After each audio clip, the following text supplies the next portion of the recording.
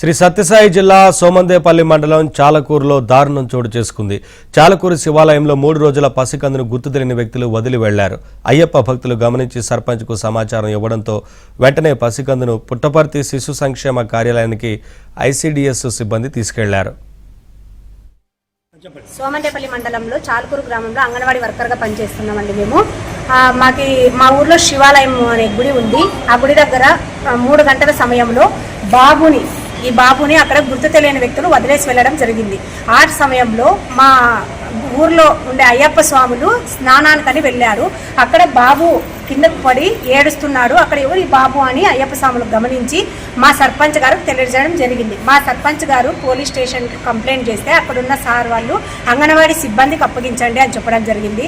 అక్కడ ఆ గుడి దగ్గరికి నేను నా తోటి సిబ్బంది అంగన్వాడీ వర్కర్స్ 3 కలిసి వెళ్ళి ఆ బాబుని మా దగ్గర తెచ్చుకొని బాబుని బట్టతో తుడిచి బాబుని సేఫ్గా మా దగ్గర ఉంచుకోవడం జరిగింది.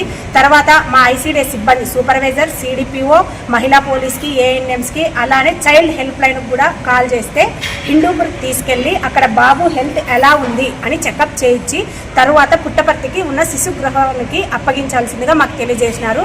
మా బాధ్యతగా మేము బాబుని చెకప్ కోసం హిందూపూర్లోని గవర్నమెంట్ హాస్పిటల్కి అత్యవసర చికిత్స తీసుకొని వస్తే ఇక్కడున్న సిస్టర్స్ బాబుని తీసుకొచ్చి ఇక్కడ పెట్టినారు. ఇప్పుడు డాక్టర్ గారు వచ్చిన వెంటనే చెకప్ చేసి మాకు అప్పగిస్తారని తెలియజేయడం జరిగింది.